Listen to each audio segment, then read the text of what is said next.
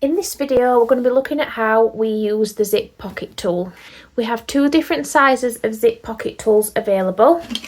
We have the original zip pocket tool, which covers 7-inch, 8-inch and 9-inch zips.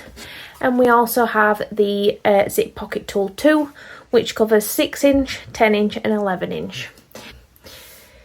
You're probably thinking that there's no way that measures 8 inches, and you would be correct in thinking that.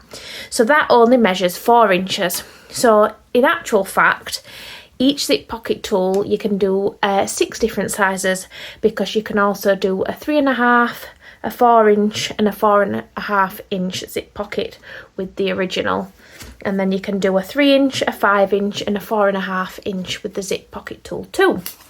So I'm going to show you how to use this tool and how to make it the double the size, because we're going to use these handy notches on the side. This is a great tool.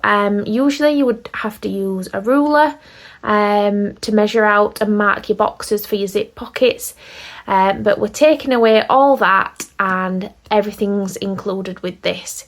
You do get photo step-by-step instructions with your tool, but should you prefer video content, then this video is going to show you exactly how to make it.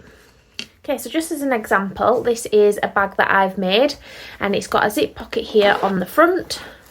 So it's a lovely lined zip pocket, no raw edges on the inside. So we can either do a zip pocket on the outside of a bag, or we've got the option to do one on the inside of a bag also. So we're going to do one on the inside of a bag, but same rules apply for the outside. So what I want you to start thinking about when you get any of my tools is that you can start designing your own bags. So if you've ever wanted bags in specific sizes, you want taller bags, wider bags, smaller bags, bigger bags, whatever kind of bag it is that you're wanting, the tools that I offer are going to help you get there. So we're going to do a zip pocket on the lining of a bag. So I've got some fabric already cut out here. So I'm going to explain a little bit about what pieces I'll need for a zip pocket. So this lovely strawberry print fabric here is going to be the lining of my bag. So I've cut 2 pieces for the lining that measure about 15 inches across by 10 inches high. So I've got 2 of those.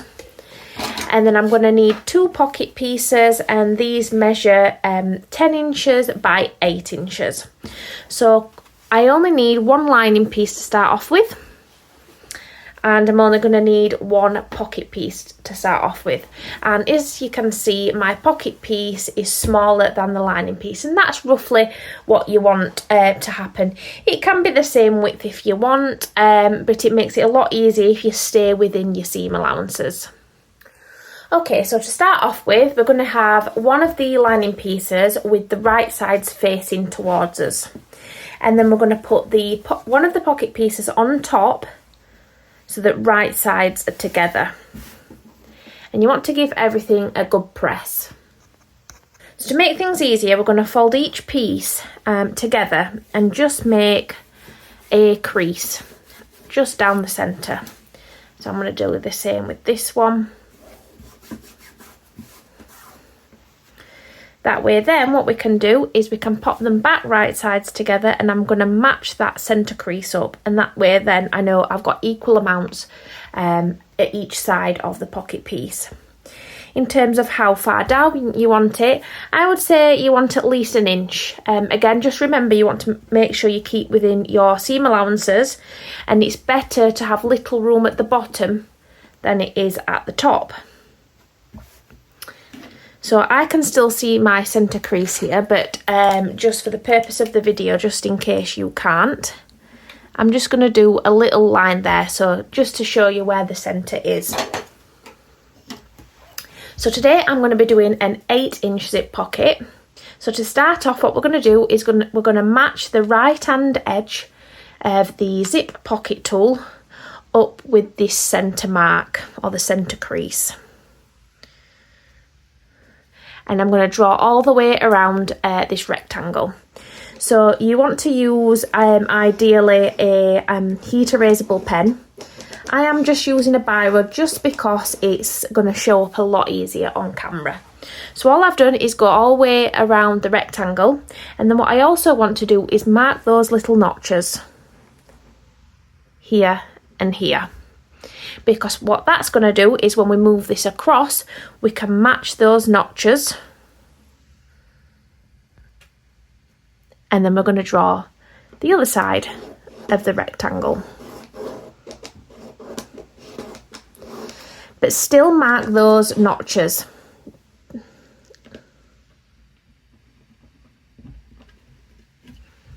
So when I take this off, we've got 2 rectangles that are together and 4 notches. I'm going to match the notches together, and I'm just going to use the edge of my zip pocket tool to do that, so that there's no need to get a ruler out for this bit. We can just simply use the edge of the zip pocket tool. In each corner of the rectangle, we're going to do a little V shape just like this, and that will become apparent as to why when we come to do the cutting out later on. Okay, so what we're going to do for this next bit is we're going to sew everything together. So it's quite handy to put some pins just down here just to hold both pieces together. But what we're going to do is we're going to sew all the way around the outside box. So I want you to ignore the line down the centre and ignore the little V shapes. You're just going to sew all the way around the rectangle, and we're going to pivot at each corner. So I'm going to start in one of the corners, and I'm going to put my needle in the down position.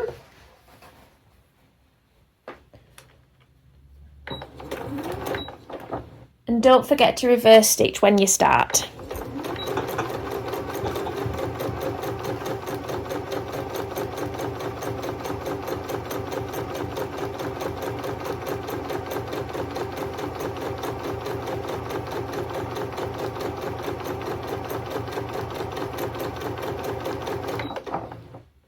So when you get to the corner, you can use the wheel at the right hand side of your machine to get your needle to the corner, leave the needle in the down position, lift the foot up and turn.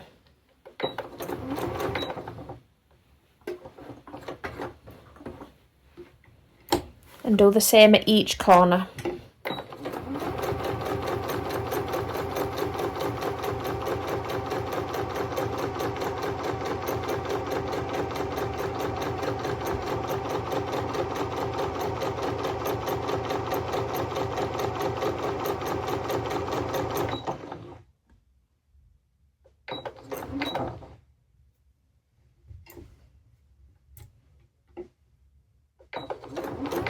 And don't forget to reverse stitch when you get back to the top.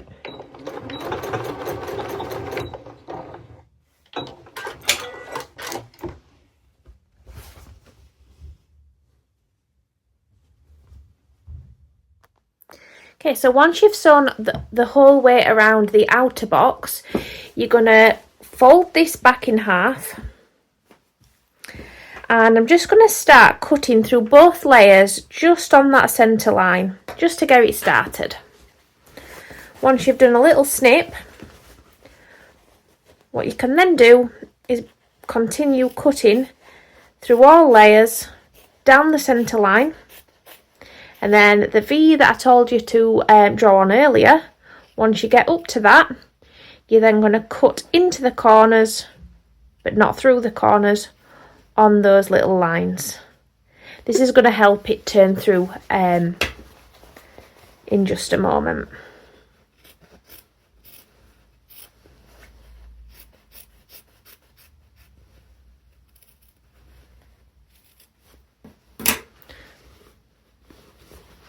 And then just a bit like a post box method, what we're going to do is take this pocket piece and we're going to post it through to the other side.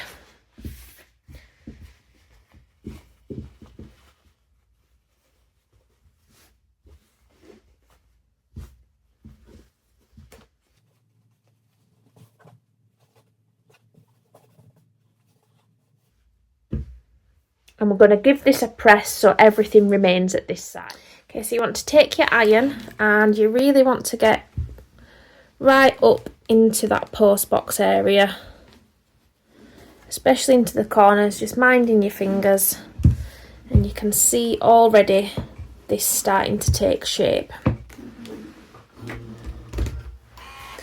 So you want to make sure that from this side you don't see your pocket piece. So what I like to do is, once I've pressed it at the back, I like to come back round to the front and just give it another press to make sure I'm hiding that pocket piece.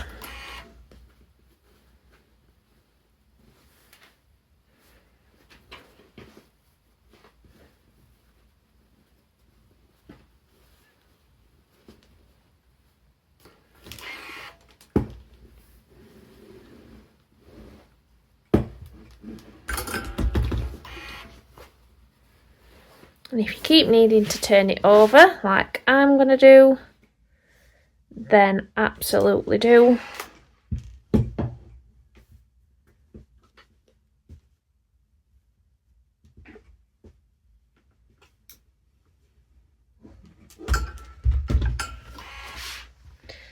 And then we're ready to insert the zip. So to insert the zip, we're just going to grab our zip that we've popped a zipper pull on. I'm going to place it right behind the window that we've just created with the zip pocket tool. So you'll notice that I've got a zip that is about 1 inch or so longer on each side.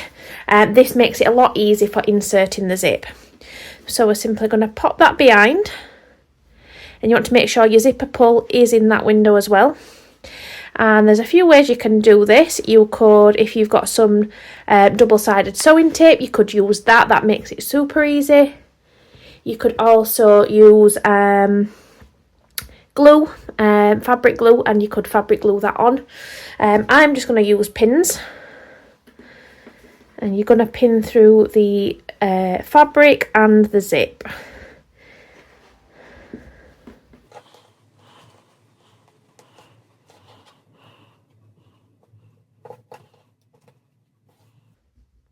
So I'm going to put a couple of pins in there. You could, if you wanted as well, pop some pins on the side. And now we're ready to take it over to the machine. Okay, so we're over at the machine now, and all I've done is unzipped the zip just a little bit, just so I haven't got the zipper pull in the way. You might find it easy to use a zipper foot, but if you don't have a zipper foot, this is just to show you that you don't need one to do this, as long as you are careful. I've got quite a wide foot, which makes it a lot easier. So I've just started in the top left-hand corner, and I've got my needle in the down position, as close to the zipper teeth as I can get. And then I'm going to press I'm just going to take one of those pins out, and I'm going to start, and don't forget to reverse stitch.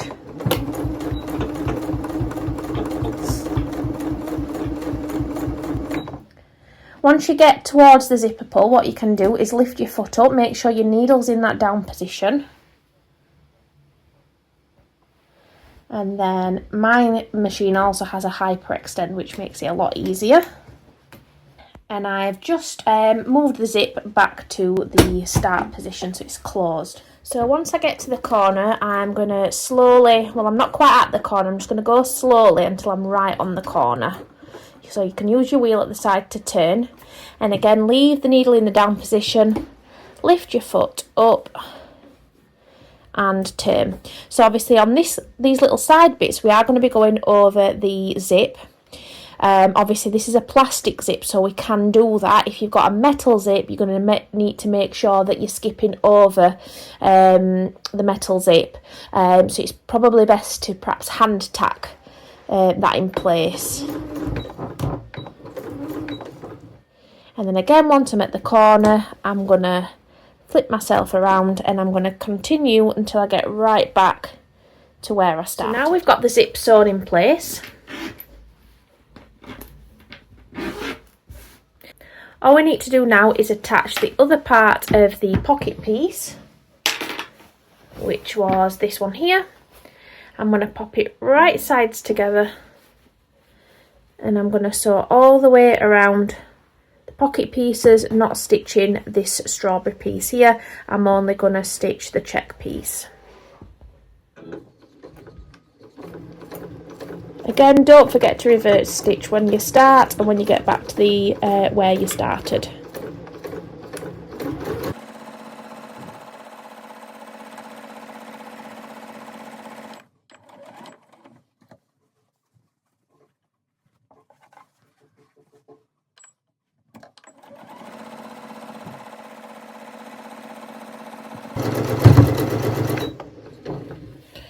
So as you can see, I'm keeping this main piece out of the way.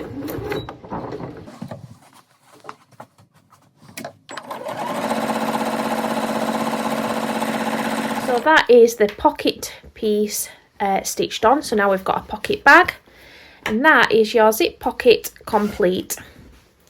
So a lovely lined pocket, no raw edges anywhere, and you would be able to now treat this piece just like you would any other. So if this is the lining, you would just stitch the linings together just how you would normally, or again if this is the outer, then you could just stitch it together normally. Just treat it as one piece. Thanks for watching this video, and we hope you found it helpful. Bye everyone.